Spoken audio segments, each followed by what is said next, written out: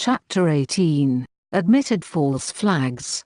HumanSerafree.com in July of 2016 had reported that many false flags have been admitted to by police, soldiers, spooks, generals, congressmen, prime ministers and presidents, such as these. Japanese troops set off an explosion on a train track in 1931 and blamed it on China in order to justify an invasion of Manchuria, which was known as the Mukden Manchurian Incident. The Tokyo International Military Tribunal found that several of the participators in the plan, including Hashimoto, have on various occasions admitted their part in the plot and have stated that the objective of the incident was to afford an excuse for the occupation of Manchuria by the Kwantung Army. A major with the Nazi SS admitted at the Nuremberg trials that, under orders from the Gestapo, he and some other Nazi operatives faked attacks on their own people and resources which they blamed on the Polish to justify an invasion of Poland.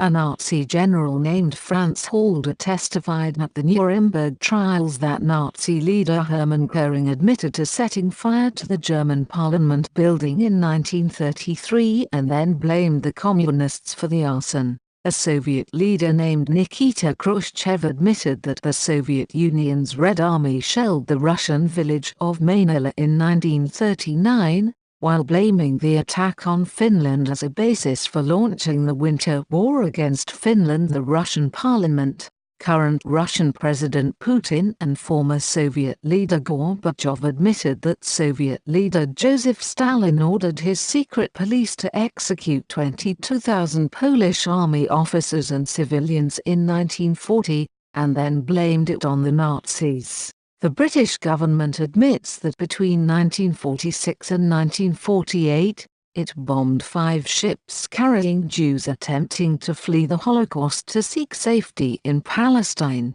They set up a fake group called Defenders of Arab Palestine and then had the pseudo-group falsely claim responsibility for the bombings. Israel admits that in 1954, an Israeli terrorist cell operating in Egypt planted bombs in several buildings, including U.S. diplomatic facilities, then left behind evidence implicating Arabs as the culprits, because one of the bombs detonated prematurely, allowing the Egyptians to identify the bombers, as well as later, several of the Israelis confessed. The CIA admits that it hired Iranians in the 1950s to pose as communists and stage bombings in Iran in order to turn the country against its elected prime minister. The Turkish prime minister admitted that the Turkish government carried out a 1955 bombing on a Turkish consulate in Greece and blamed it on Greece for the purpose of inciting and justifying anti-Greek violence.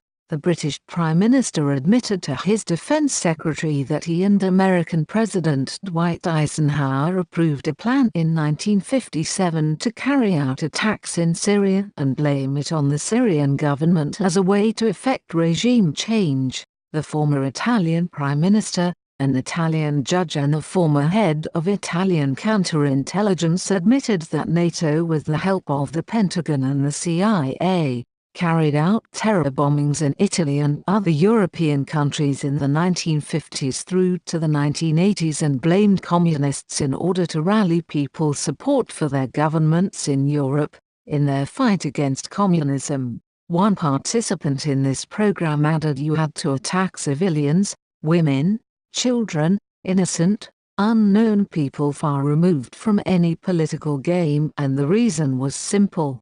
They were supposed to force these people, the Italian public, to turn to the state to ask for greater security so that a state of emergency could be declared so that people would willingly trade part of their freedom for security. According to HumanSerafree.com, they also allegedly carried out attacks in France, Belgium, Denmark, Germany, Greece, Holland, Norway, Portugal and the UK in 1960. American Senator George Smathers suggested that the United States launch a false attack on Guantanamo Bay, which would give us an excuse of actually fomenting a fight, which would then give us the excuse to go and overthrow Castro. Sound familiar?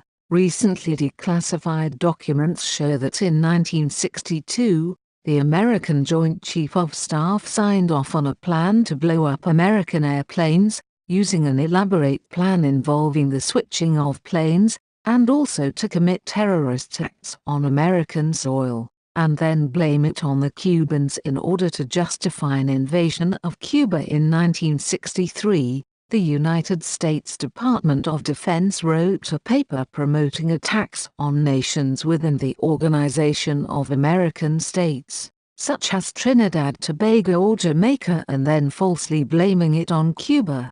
The United States Department of Defense even suggested covertly paying a person in the Cuban Castro government to attack the United States. The National Security Agency in America admitted that it lied about what happened in the Gulf of Tonkin incident in 1964 by manipulating data to make it look like North Vietnamese boats had fired on the United States ship so as to create a false justification for the Vietnam War. A United States Congressional Committee admitted that as part of its COINTELPRO campaign, the FBI had used many provocateurs in the 1950s through to the 1970s to carry out violent acts and falsely blame them on political activists. A declassified 1973 CIA document revealed a program to train foreign police and troops on how to make booby traps, pretending that they were training them on how to investigate terrorist acts.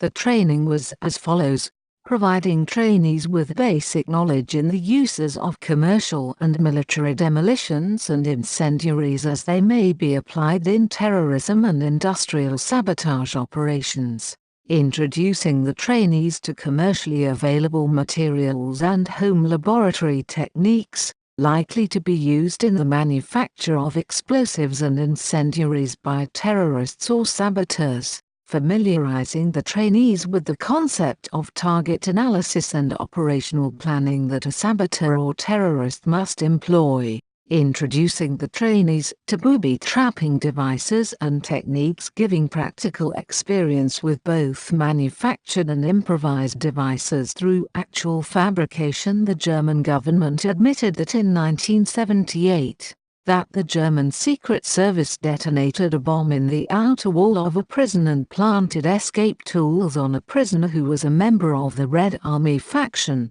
which the Secret Service wished to frame the bombing on. A Mossad agent admitted that in 1984, they planted a radio transmitter in Gaddafi's compound in Tripoli, Libya, which broadcast fake terrorist transmissions recorded by Mossad, in order to frame Gaddafi as a terrorist supporter. An Algerian diplomat and several officers in the Algerian army admitted that in the 1990s, the Algerian army frequently massacred Algerian civilians and then blamed Islamic militants for the killings. Sound familiar? In 1993, a bomb in Northern Ireland killed 9 people. Official documents from the Royal Ulster Constabulary, British police government, show that the mastermind of the bombing was a British agent and that the bombing was designed to inflame sectarian tensions. In 1994, the United States Army publication of Special Forces Foreign Internal Defense Tactics, Techniques and Procedures for Special Forces,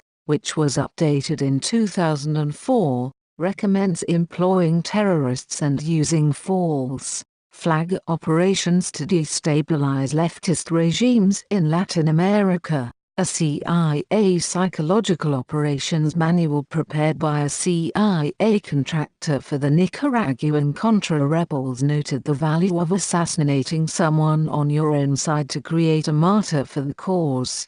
The manual was authenticated by the United States government. Senior Russian military and intelligence officers admit that the KGB blew up Russian apartment buildings in 1999 and blamed it on Chechens in order to justify an invasion of Chechnya. Macedonian officials admitted that the government murdered 7 innocent immigrants in cold blood and pretended that they were Al-Qaeda soldiers attempting to assassinate Macedonian police in order to join the world on terror. Amazingly, this was reported by the mainstream press, the BBC, NY Times and Associated Press at the July 2001 G8 summit in Italy. Black-clad thugs were taped getting out of police cars and were seen by an Italian MP carrying iron bars inside the police station. Senior police officers admitted that the police had planted 2 Molotov cocktails and faked the stabbing of a police officer at the G8 summit, in order to justify a violent crackdown against protesters.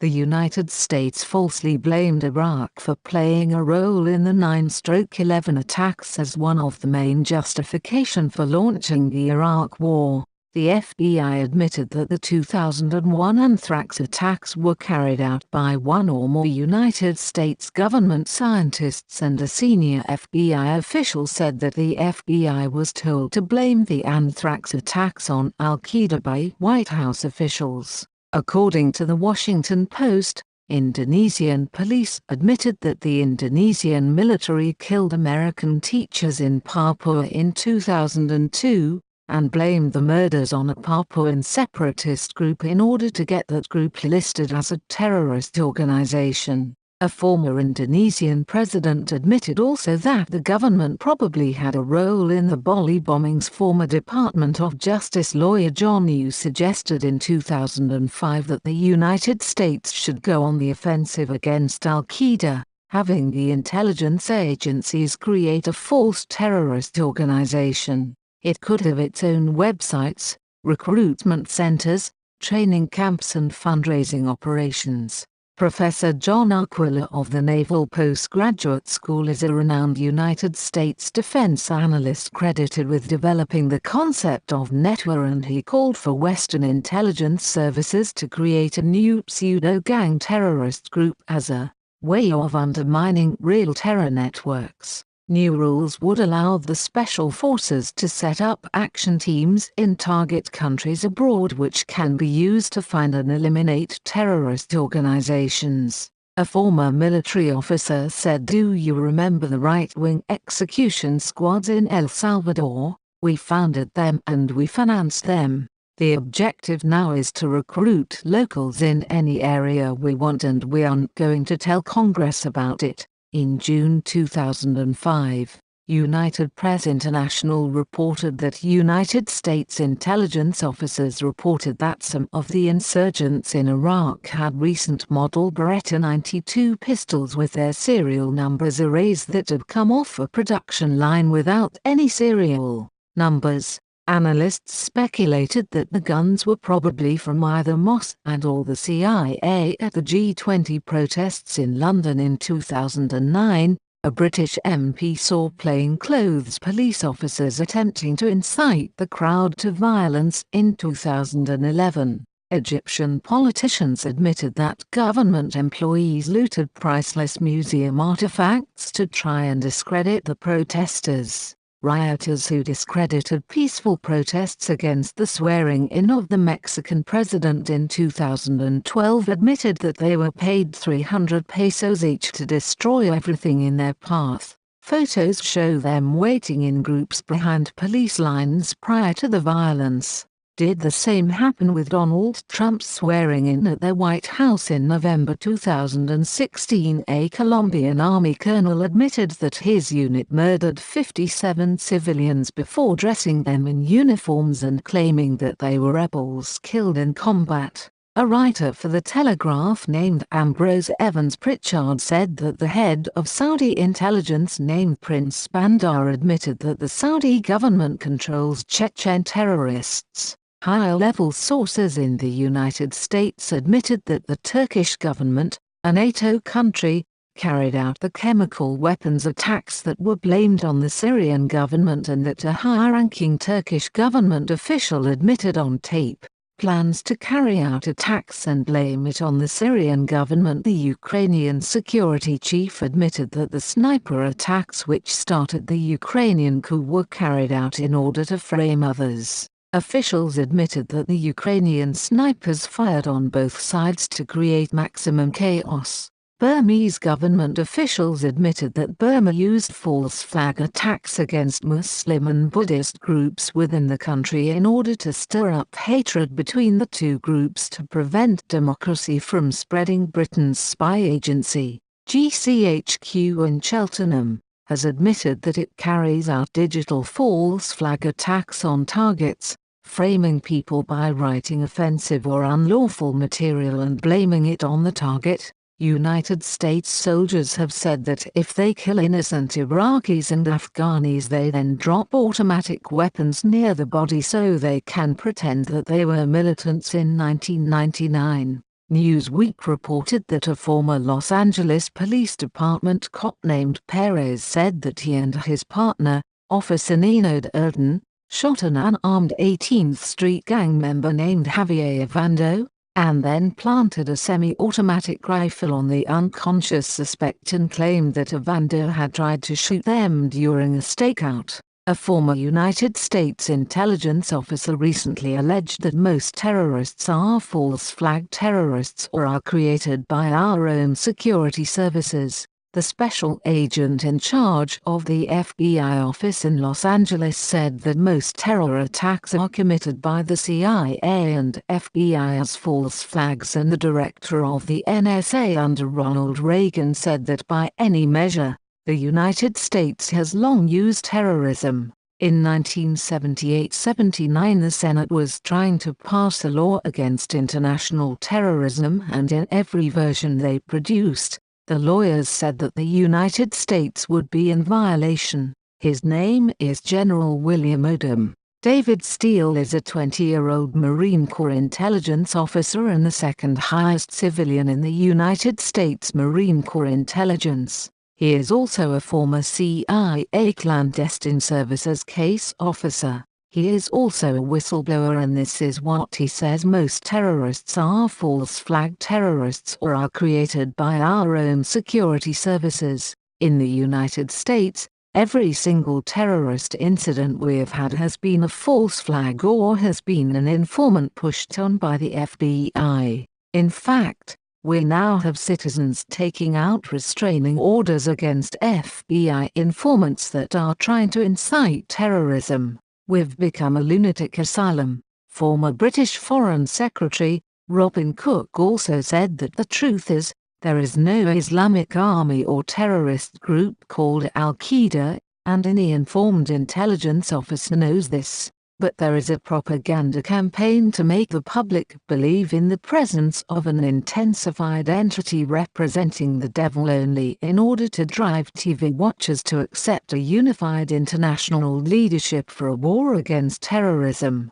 The country behind this propaganda is the United States. Another FBI whistleblower recently said that the United States is reviving the terror scare with ISIS to promote the terror war industry. Amaryllis Fox is a former CIA clandestine service officer. At the age of 18, she served a short stint in a Burmese prison after working with the Burmese democracy movement. She also developed an algorithm in order to predict terrorist activity under her advisor Dan Byman, who is a leading thinker on terrorism and U.S. security policy at Oxford University. She served overseas for 10 years as a clandestine services officer for the CIA. She commented about false flag terrorism as stories manufactured by a really small number of people on both sides that amass a great deal of power and wealth by convincing the rest of us to keep killing each other. She also says that we are pitted against each other on purpose by a small group of elite people who have lots of power.